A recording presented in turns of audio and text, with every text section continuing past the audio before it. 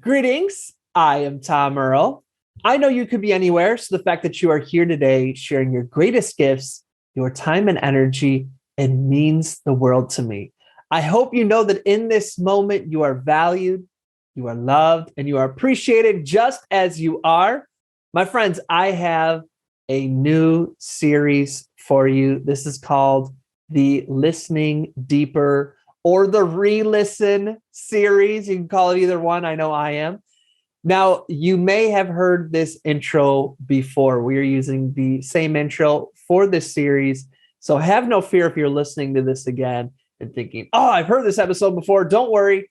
Same great intro. Absolutely amazing new podcast. So feel free to hit the skip 30 seconds if you've heard this before. But if this is your first time hearing this, welcome, my friends. What we are presenting to you over these next episodes is really some deeper listenings or some re-listens to some of our most requested, some of our most listened to, some of my favorite episodes that we've done. Now, we have put out over 300 episodes since this has started. That means all the way back to 2016, I've put out one episode a week, every single week without fail since 2016. That means there's a lot of really awesome interviews, solo episodes. There's some really great things in there that you probably haven't heard if you're just joining us, or even if you're a longtime listener. So what I want to do is pull together a number of my favorite ones and your favorite ones that you have listened to or that have been listened to before you. And I want you to either hear them fresh for the first time or give them a re-listen yourself. I'm telling you, I have re-listened to each of these and really just thinking about where I was in my life then or the wisdom from then that applies to now, because some of these are going to be from 2016. Some are going to be from last year. Some of them are going to be, weeks before everything that went down in 2020. So I want to share these with you as a gift going into the time vault of our episodes. And really, I invite you to go through these with new ears, with new hearts, because we are new people here in this moment. Now, I invite you to let me know if you listen to it, what year do you think this week's episode was from? And I'd love to hear your thoughts. My friends, I look forward to sharing this Listening Deeper as we re-listen series with you.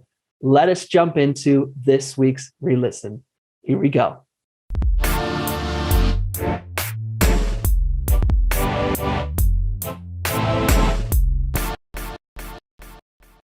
Just before we jump into this epic interview with Wally B, I want to share a quick apology. There was a glitch in the recording. And so normally what would happen is when I talk, you'd see me just like this. And then when Wally talks, you see him.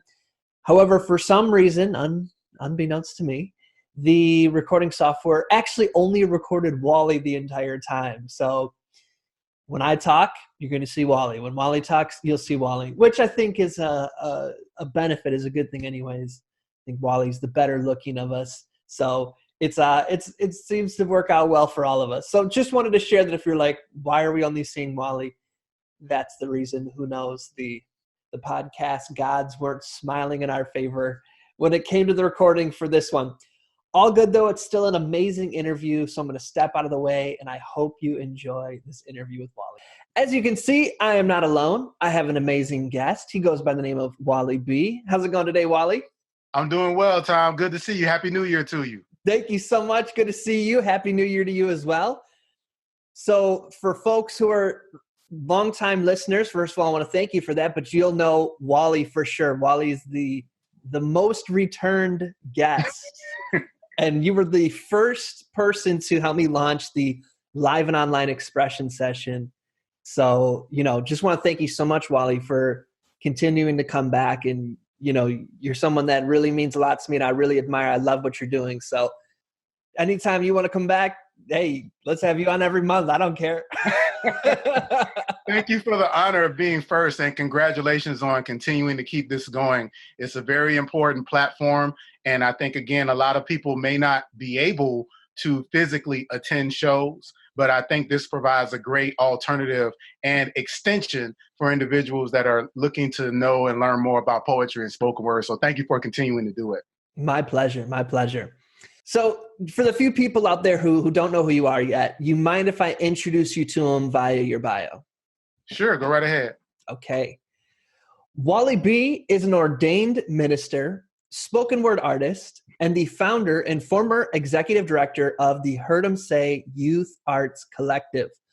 Heard 'em Say was created in May 2007 to identify, cultivate, and empower youth in activism and advocacy through artistic education and expression. His team has competed for years at Brave New Voices International Youth Poetry Slam Festivals. Wally, you're doing amazing things. And I always like to start the interviews by saying, as much as the bio can capture the awesomeness we're doing, it never really lets us get to know the person. So my first question is actually a prompt.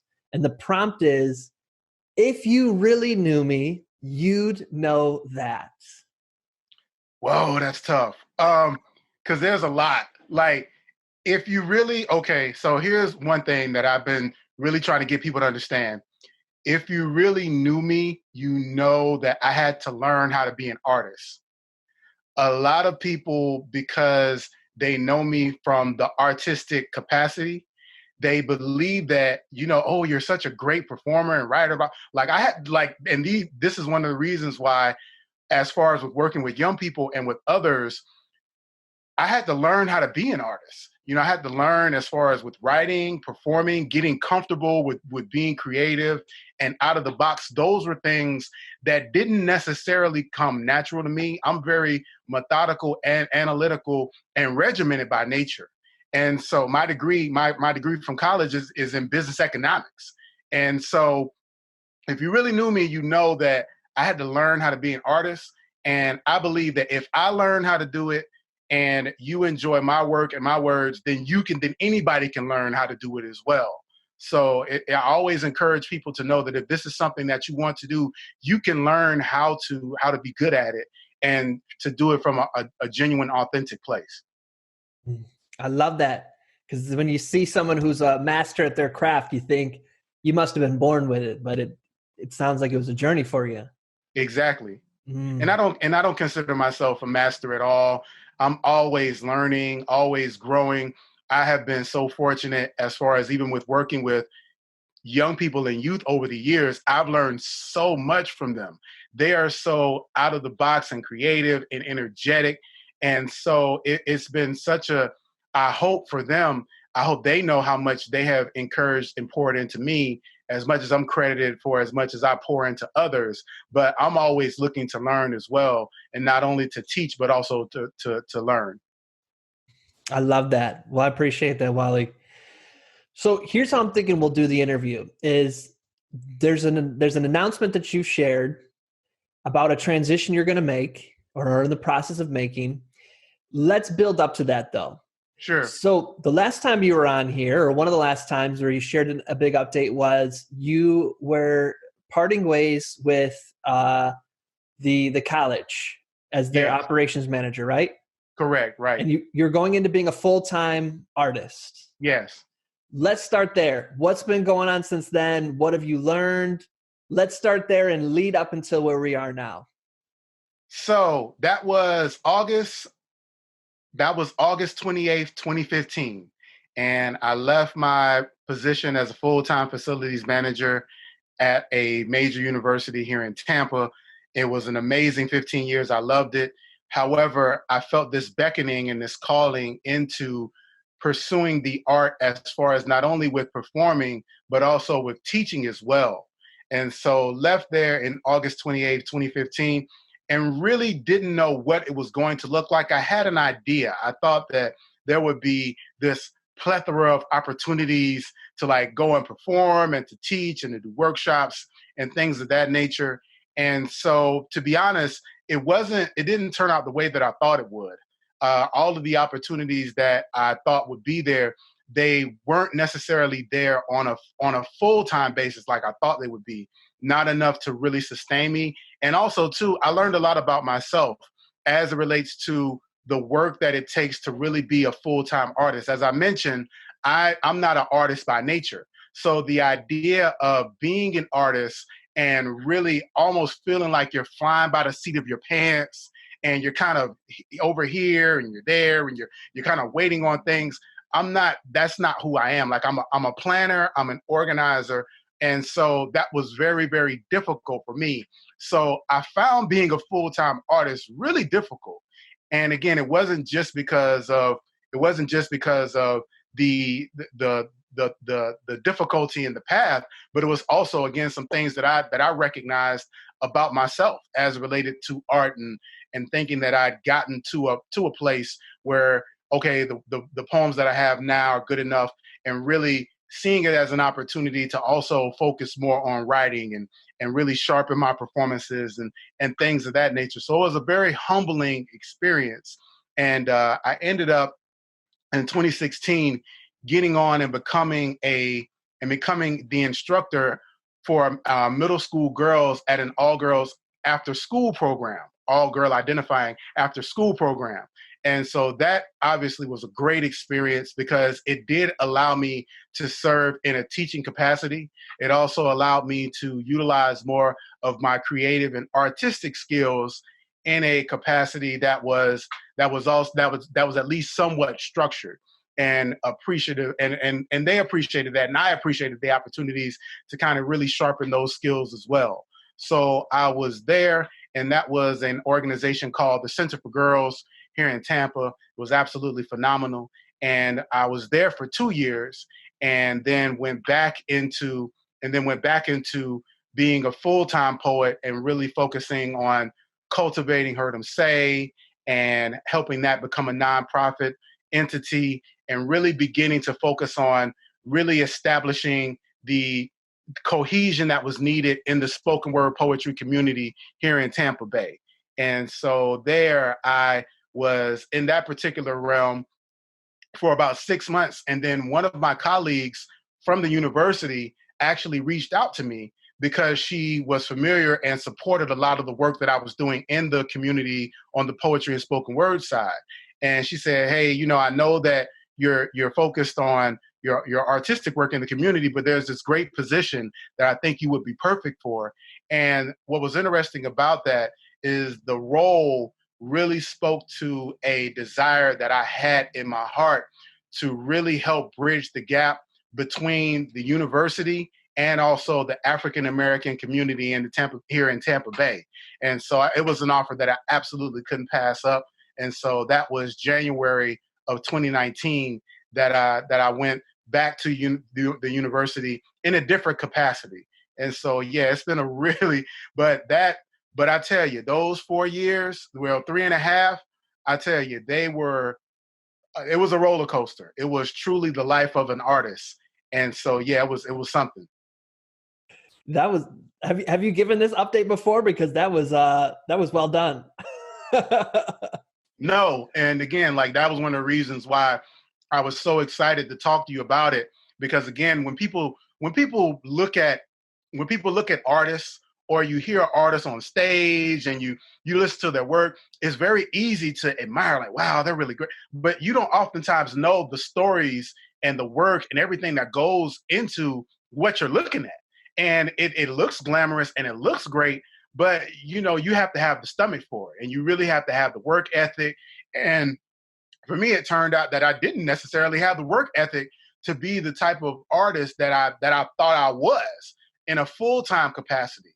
And so I was surprised and a little disappointed at myself, but also too it helped to also satisfy a a kind of an inquiry that I had about what my life would be like, or what it would be like to do that. The success oftentimes isn't in solving the problem, but it's actually in having the courage to address the issue, or to step out on faith and really kind of move forward in some of the desires you may have in your heart to do. Where did that courage come from for you to scratch that itch, to ask that question, to take that leap of faith? Where did you find that? Well, my spiritual background, obviously, being a person that is very that I believe we are all spiritual beings first. I believe that we are not humans that have a soul and a spirit. I believe that we are spirits that have a soul and we live in a body. So it's actually, for me, I believe it's from the inside out. So that's the root of it.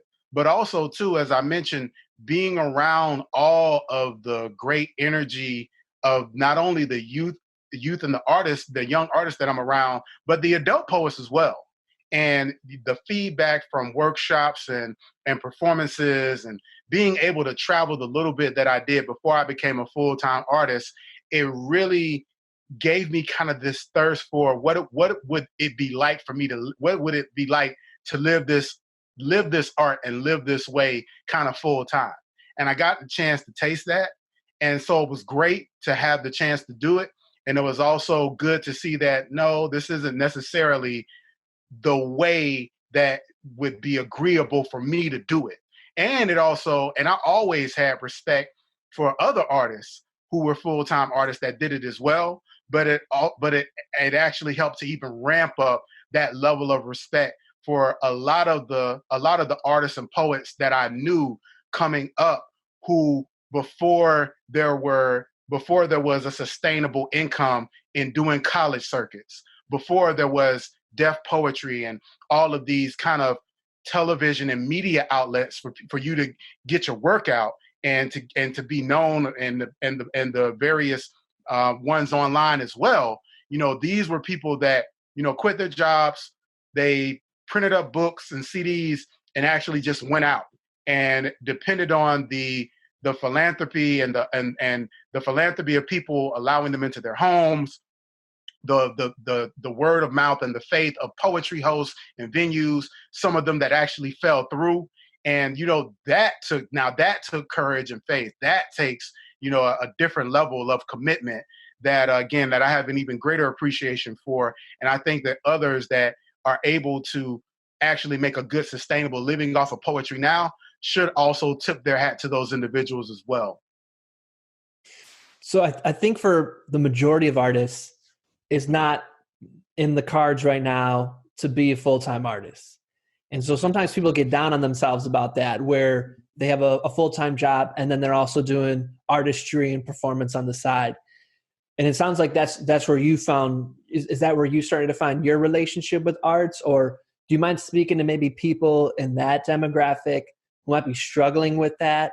Any words of encouragement or like peace you found in what it means to be an artist to you? Yeah, absolutely. And so I used to be one of those individuals. And this was during a time where, again, a lot of people that I knew who were great, they were leaving their day jobs and they were going into being artists full time.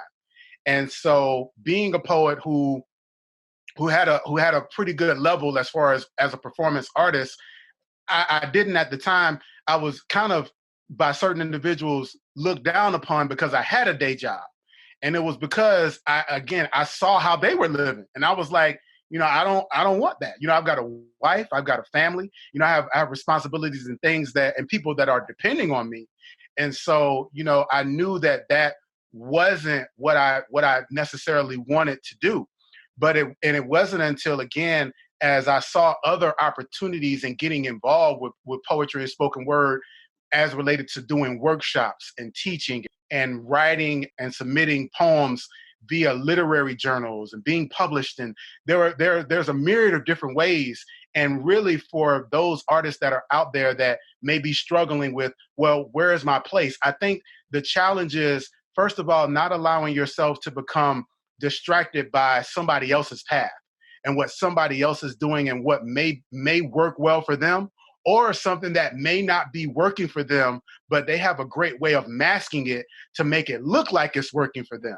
So I think it's important for us as individuals, not just as artists, as people, but to be very sensitive to what our individual path is and to honor that and to know that you're going to go through various seasons and you may enter a time where you get the opportunity to be a full-time poet. And again, for me, it was very valuable because it allowed me to see and know and kind of taste a little bit almost as a buffet. Like, I like that. I don't like that. I want to do this. I don't want to do that. Not being afraid of that, and so just really continuing to work and grow in your art, but also continue to grow as a person and to be honest with yourself. Like, don't be afraid to be honest about the things that you like, the things you don't like, the things that you may be challenged at, the things that you're strong and the things that you do well. And those things will really be effective in guiding you in the path of what your individual purpose and destiny looks like. And again, that's pertinent whether it be your own personal, professional, or whether it be your artistic goals as well. I love that. Thank you, Wally, I know a lot of people are probably resonating with that. So thank you for that. So while this is all going on throughout 2016, 17, 18, 19, what was going on with Heard 'Em Say? So Heard 'Em Say was growing tremendously from the standpoint of it started in 2007, as you mentioned. We're now a nonprofit organization, and it went from a teen open mic to now we have Saturday afternoon workshops. As you mentioned, every summer we take a group of teens to an international poetry festival called Brave New Voices. This year was actually our 10th year of participating in Brave New Voices. So we're very, very proud of that. Just the consistency of being able to not only get an invite, but also to be able to take a group of young people, because it takes a lot. Like, it takes a whole lot financially. It takes a whole lot logistically. It's very cumbersome to do that. So just the idea of getting the invite and being able to represent and to take young people to the festival for 10 years in a row is a great accomplishment, while also writing and receiving grants from organizations. And so, again, we're a 501c3 now. And so a lot of great things to be proud of from an organizational standpoint. But for me, and again, this goes back to being honest with yourself. When I started doing Heard 'Em Say, I never necessarily envisioned for it to be a nonprofit organization. Like, I didn't go into it saying, hey, I wanted to be this great big youth collective and, to do all these different things and go to Brave New Voices and do workshops. Those are things that actually evolved with hearing what young people wanted and them saying and coming to us saying, hey, there's this cool thing called B&B. Can we do that? And really beginning to figure out how to structure our organization to best meet their needs. The reason why Heard 'Em Say was started was because there was a need for young people to have a safe space and a community, an artistic platform to share and express themselves, or to hear other young people express themselves. So that was my initial rationale for starting it. And so everything that it's grown into, I really worked hard to try to grow into this whole executive director role. But to be honest, it began to feel a lot like my day job. And what I always appreciated about not only Heard 'Em Say, but what I appreciated about poetry and spoken word is that it was an escape from that.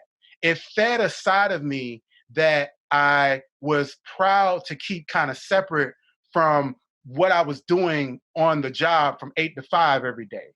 It was something that I really looked forward to. And over time, what I began to realize is that it was impossible to keep to keep kind of your food separated. You know how growing up, you go in the cafeteria, and if you're old school, they had the trays where it had the different compartments, and your applesauce was in one, your vegetables was in one, your food was in another, and your milk carton was on the side. Well, again, by nature, remember, I'm regimented, methodical, and analytical. So that always made sense to me that my work is my work, poetry is poetry, the job is the job, Heard 'Em Say is Heard 'Em Say. But the more I begin to get more involved in things in the community, the more Heard 'Em Say continued to grow, the more I continued to, people begin to hear about it on my job. And I kind of got upset about it at first because I'm like, this has, I know this is that don't worry about my poetry. That's my poetry. I'm here for work. But, I begin to realize that those were all just different layers of me. And a lot of people like to call them masks, but I don't call them masks. I call them layers. And there are different sides of us. All of them are true components of who we are, but they're just different sides that different people see and experience from us. And so Heard 'Em Say continued to grow and develop. There were people that really came alongside to help with the growth of Heard 'em Say as far as the leadership team. People like Liz Presley, Dennis Amadeus, Angela Lawrence, Curtis Davis, Zen Christian Mott, Brianna Sizik, TQ Tanquilla Hallback, and also Kalila, who is now a mayor of a city now. So those individuals have come alongside and partnered as far as on the leadership to really help grow the capacity of the program. And what we are now would have never been possible without their contributions. And a lot of those people will recognize from past guests. One of those people is a former roommate. So I love a lot of those people that you name for sure.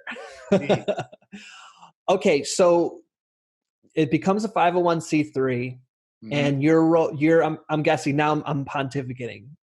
So then your role and your responsibilities as an executive director become more and more. And what a lot of people don't know is that the executive director is usually the furthest from the actual fun stuff, the program delivery. Their job is just to raise money. Yeah. So is that what you started to experience? Yeah, it was. And again, I really struggled with that. First of all, I struggle with, feeling like you're asking people for money. I've never been that type of person, even with Heard 'em Say, as far as with, I believe in partnerships, and even not even looking for sponsorships, but, we want people to know that we believe in having value in the relationship. We're not looking for a handout. We're not looking for anyone to just give us something because these are young people and they're cute and won't you please give to the poor youth poets? No, we provide partnerships where we'll include logos on flyers, but we want to look for opportunities to partner with individuals in the community. But again, as you mentioned, moving further and further away from kind of the show logistics and all the fun things that, as it relates to the curriculum and doing workshops and hosting the open mics and being a part of some of the having interactions with the young people, those things really begin to become less and less, or I had to choose between one and the other. And to be honest, I kind of really began to falter at both, where I wanted to stay out of the way of this amazing leadership team that we have, and not to kind of short circuit or to mess up any of the great ideas and curriculum and various things that they want to do, while also in the community building these relationships and writing grants and meeting with different individuals and being told no, and while getting over again the idea that you need this income in order to help sustain a lot of the programming and the things that these young people are looking forward to. So trying to remain focused on what's important, it was a really difficult thing as well, while you're so far away from doing the things that you really, really love and the reason why you started. So yeah, it was really hard.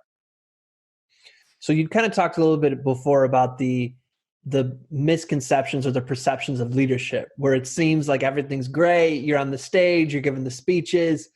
What were some of the things that you want to kind of break that third wall, share with people that they might not know about what it's like to be a leader of a big nonprofit, or any sort of leader who's kind of at the top of something? You know what I mean? So one of the difficulties that you come to in leadership, especially with an organization like Heard 'em Say, is you fight becoming irrelevant. And what I mean by that is, again, because I started from an initial place, as the organization grows and evolves, I have to grow and evolve too. And also with different, as the young people change and as their needs often change. And so even with some of the things, and to be perfectly honest and transparent, with a lot of the mental health challenges that our young people are experiencing, a lot of the remembering certain gender pronouns and the importance of those things, and being mindful and respectful. Those are things that, to be perfectly honest, I was challenged with because I hadn't necessarily had to really deal with them before, and so I really struggled, to be perfectly honest. And I struggled because, and one of the reasons why I struggled is because you never want a young person to come and experience and leave the experience worse than they came. that was one of the things that was very important, is that when a young person comes to Heard 'Em Say, whether it's one show, whether they are trying out for the slam team, whether it's a workshop, whatever reason or way they come and however long they're there, we always want them to walk away saying, man, I really enjoy Heard 'Em Say. I'm better because I was a part of that. And so I really began to be challenged in my personal walk to know if I was being a detriment to the future of the direction of the program. If in the capacity of the executive director, if I was hindering the growth that needed to happen, and also again being a stumbling block to the leadership who are obviously in my eyes, and obviously with the young people who were more than well equipped to really take the organization forward to where it needed to be to best meet the needs of the young people. So I really struggled with that, and there were times where I wanted to just kind of disappear, where but at the same time you don't want young people to feel like you're quitting on them. You're trying to grow and evolve, and you're learning, and you're also trying to get to a place to where you're evolving, but recognizing too that maybe you've come to the end of accomplishing what you were meant to accomplish in the role that you're in. So you're at a place where you're starting to think this. Does that bring us to where we're at now, or was there some other roads you took that brought you to this moment that you're at now? Yeah, there were a myriad of different things. It was not only the challenges with Heard 'Em Say, but also in my personal life as well, with professionally figuring out exactly what I wanted to do and what I wanted as a professional, as an individual artist as well. I didn't have as much time to dedicate to my own individual art because I'm an artist first as well. And so wanting to concentrate more on that. I'm a father, I'm a husband, I'm a son, and have the honor of being able to help with my parents and to assist them. And so wanting to make sure that I'm able to give all that I can give in those capacities as well. And so I began to look at kind of the whole composite. And after having a conversation with my wife, I came to the conclusion, and obviously with prayer and meditation as well, came to the conclusion that it was in the best interest and it was time for me to take a step back from Heard 'Em Say and to step down from the role as executive director effective December 31st, 2019. Wow. Who was the first person you told, or how did you tell your team after you and talking with your wife and God that you decided? How did you approach that conversation? So I really wanted to get instruction as far as with, again, the regimented analytical side was like, okay, we need a plan. If this is the next step, then there needs to be a plan in order to implement how this transition is going to take place. And again, that was in an effort to protect the young people, for them to know that this is not because of you. This is not anybody quitting on you. This is about putting you all in a position where your needs can be met, and to not stunt what Heard 'Em Say needs to be and what it's growing into, and having the right individuals doing the right things. And so again, praying and getting insight and figuring out who exactly would be the best person to step into these shoes as the executive director. And that person was an individual who since 2013 has come alongside. I actually asked her to partner with me. This was the first year that Tampa was sending a team to Brave New Voices as an individual city. The previous 3 years before that, we'd actually gone as a partnership with Orlando. But this was the first year that we were going to Brave New Voices as just a complete Tampa team. And it just happened that I had all female identifying, gender identifying females, and so I wanted to have an individual who identified themselves as the like. And so this individual came alongside and had been a great partner for us, and not only in that experience, but all throughout the years, even up until this point, and has experience not only with having a degree in fine art in creative writing, but also working with nonprofits as well in a full-time capacity, and knew what it would take to build Heard Him Say into an artistic youth collective organization. And so it was Liz Priestley who I asked to serve as the executive director, and she graciously accepted. Hey, Yeah, that's my former roommate and my former yeah, man. teammate. My teammate too. There you go. My teammate first.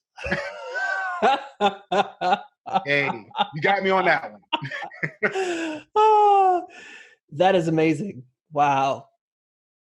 So, what were those conversations like, if you don't mind sharing, that you had with God? Because I'm sure that it was a tough decision to make. I think maybe even a lot of people might have ignored it, and in the end, they might have fallen apart, and so might have the organization. So, that was a decision you made that sounded like it took a lot of reflection, a lot of grace, but also a lot of knowledge of self. Yeah. So do you mind sharing what some of those, if you're willing to, the conversations with God sounded like? Yeah, it was really hard. It was and what was difficult wasn't necessarily what needed to be done, but why. And because with everything that I have done, not only with Heard Him Say, but just with art in general, I just want to help people. And if I'm a deterrent, then I will gladly move. If there's somebody that can do it better, I will gladly step aside. If there's somebody that is stronger, more intelligent, somebody that has a better heart that can do it better than I can, absolutely. Because it's not about me doing it; it's about it being done and being done right. And so that wasn't the issue at all. The issue really was why, and the whole idea of um, why is this happening? And one of the answers that I got was that I had fulfilled my obligation and my role. And that did provide a semblance of peace from the standpoint that I didn't, again, want young people to feel like I was quitting or giving up on them.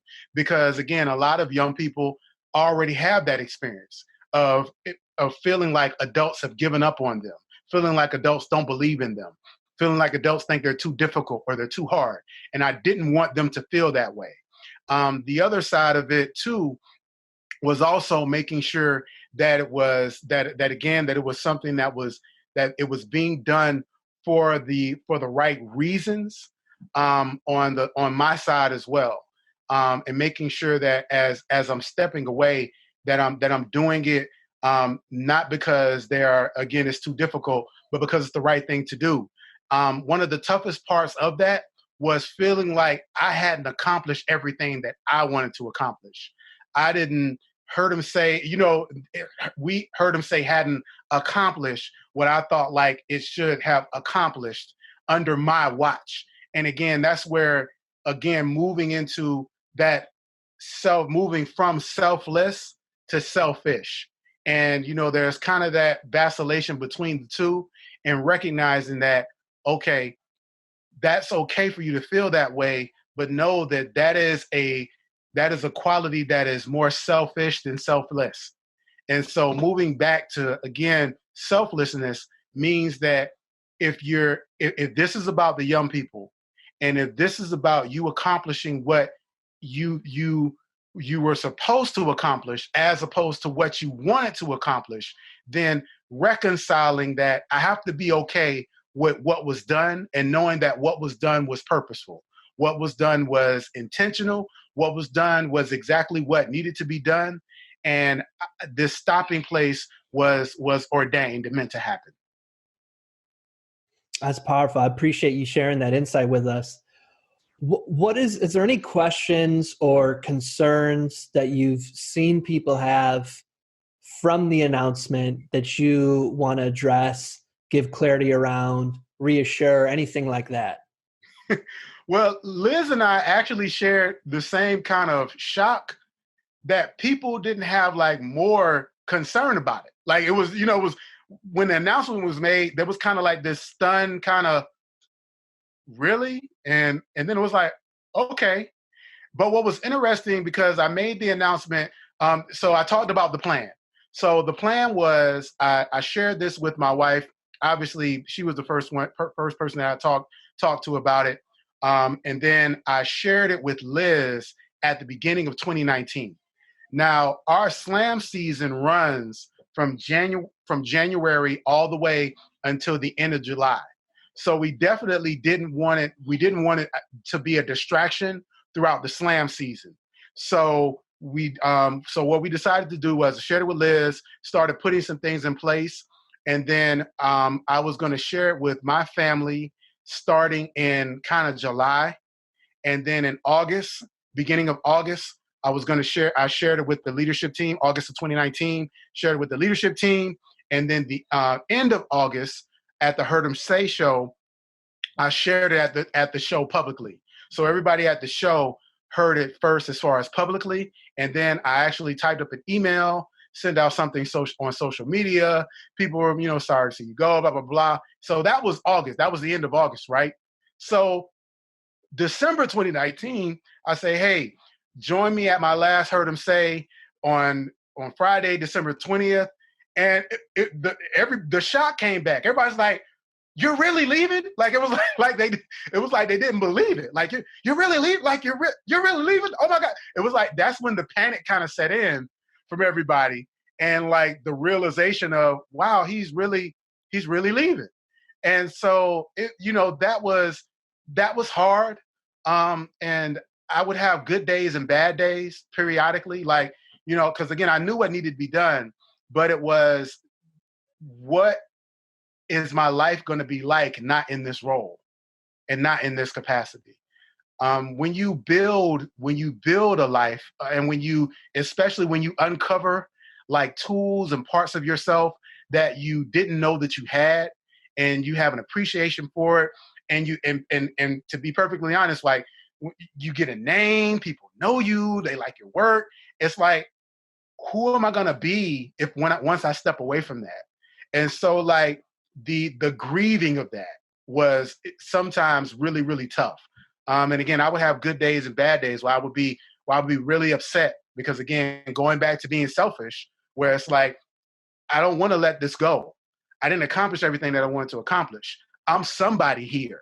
And when I walk away, there's no guarantee that I'm going to be somebody, wherever I'm going. And I don't even know where I'm going, so it's like I'm walking away. I don't know what I'm walking necessarily away to. And I don't know when I get there if I'm going to necessarily be somebody. And so, yeah, it was really challenging. And but the community has handled it well. I want to thank everyone too for the way that the Heard 'em Say community and the alumni have embraced the new leadership, the way that they have encouraged and said, hey, let Liz know that we've got her back. Let her know that we've got support and how she's going to lead. That's been very, very encouraging because again, this is not about me. This is about the amazing work and supporting these young people and making sure that they know that they have a support system that is going to have their back regardless of who's sitting in that executive director position. That's powerful. I appreciate you sharing that with us, Wally. And I've been trying to talk as little as possible so we get as much Wally time. But I do just want to say that you're someone that really means a lot, not only to me, but to so many people. And it's really because of all that you give very selflessly, the self-reflection, the humility, but also the confidence and the spirituality. It really, really means a lot. And the fact that there's so many CEOs that just run their ship into the ground because they're not in conversations with God. They're not willing to transition to see what's next. And as somebody who owns a company, I can just only relate or empathize with having that decision that I'm going to create a succession plan and hand this over. I have so much respect and appreciation for you, Wally, and for all that you did. I just want to thank you so much on behalf of myself and everybody else who's yelling it through their phone right now while they're listening to this.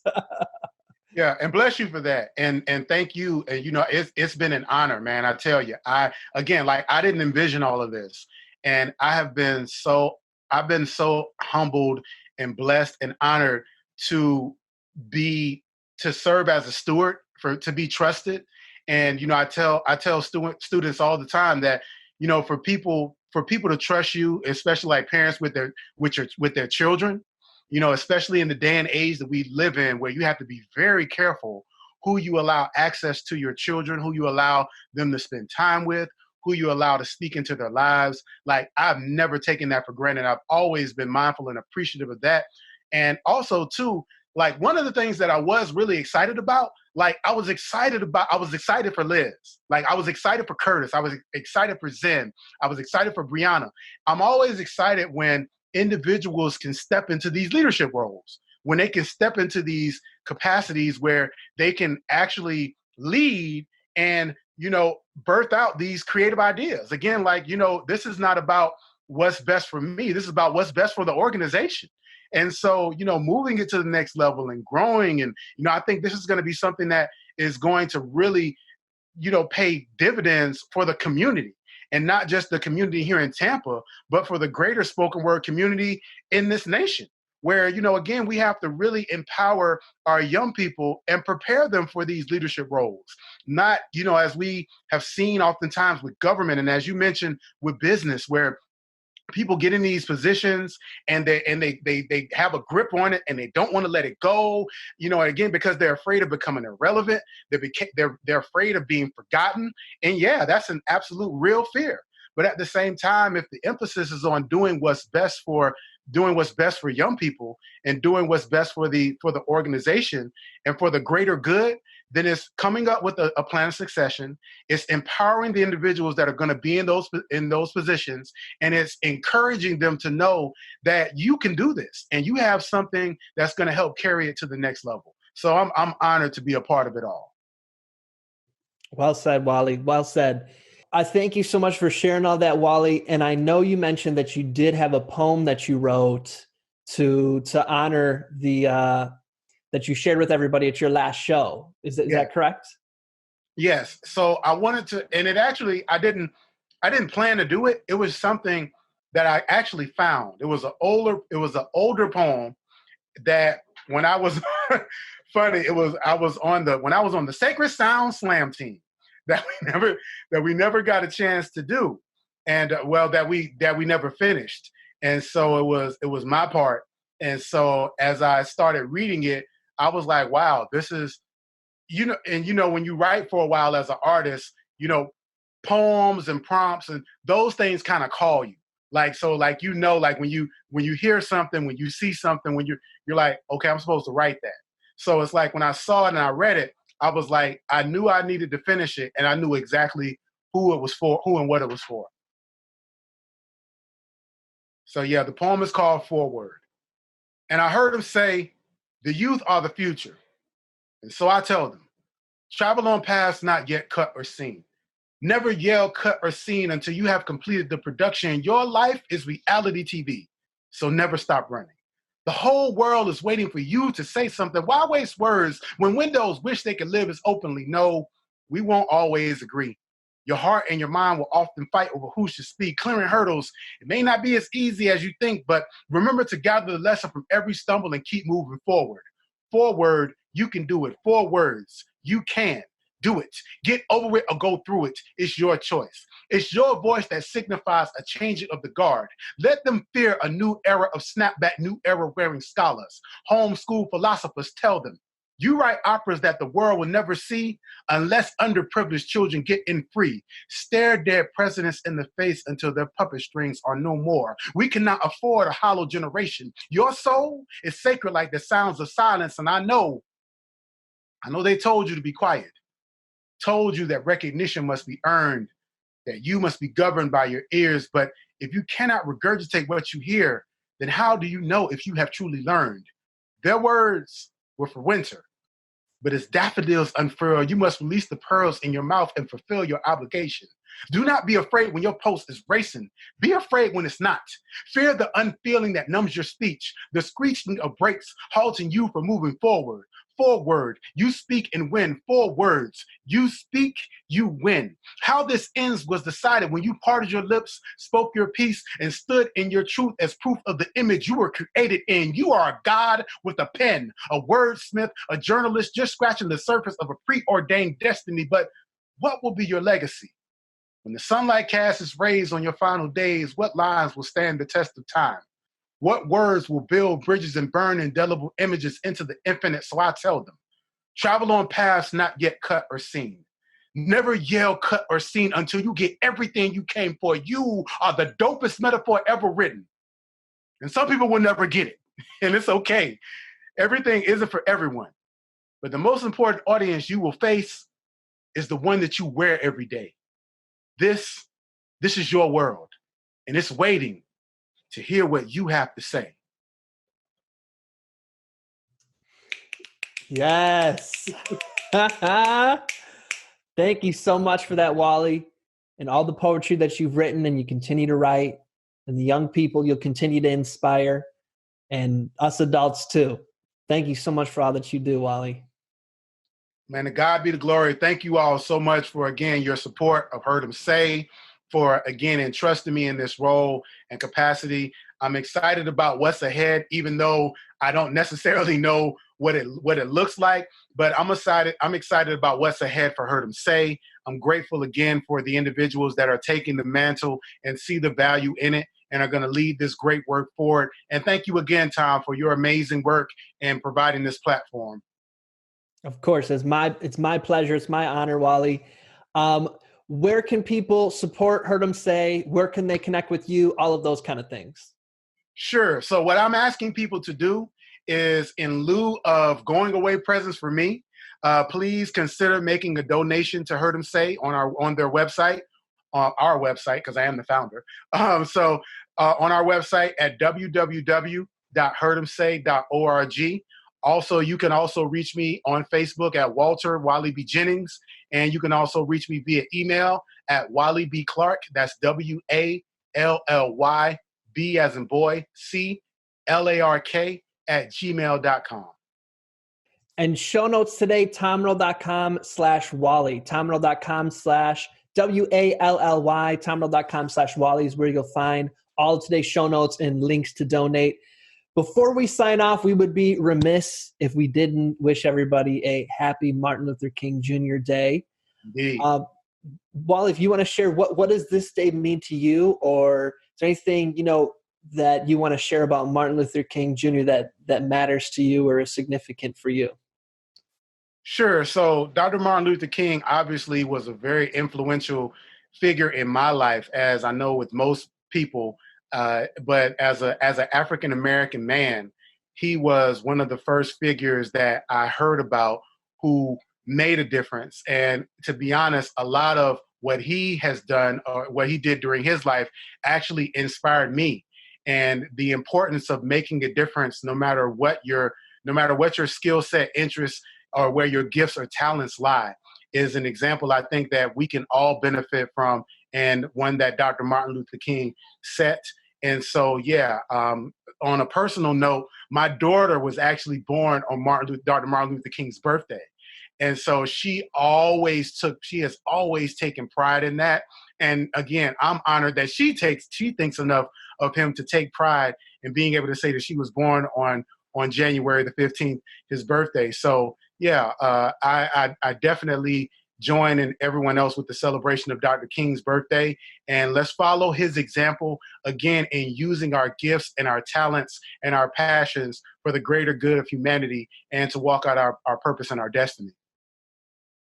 I mean, Wally, there's 300 more questions I have. So many questions. I'm sure people are like, why did you ask this? So folks, I apologize. We're limited time with Wally. So I hope I was able to do your story justice of this part of it. Maybe what you can do is compile a bunch of the interviews we've done and turn that into your memoir part 1. That'd be dope. Yeah. If I ever write a book, I think you'd be the person that I want to work with. Like it sounds like if I ever wrote a book or did a documentary, or if I ever got famous enough where somebody wanted to do a biography or something on me, I would insist that I'm interviewed by Mr. Tom Earl. I appreciate that, Wally. I thank you so much. I look forward to you coming back maybe a year from now, year and a half from now, 2 years absolute tops, and sharing with us, what you've been doing in the meantime and all of the amazingness that you've done. So does that sound good? Absolutely. Can I give one quick shout out too? Let's do it. So for those of you who are into poetry and spoken word, and especially Poetry Slam, very excited to announce that in June of 2020, the largest regional Poetry Slam is coming back to Tampa. It's called Southern Fried Poetry Slam. The last time it was here, it was June of 2012.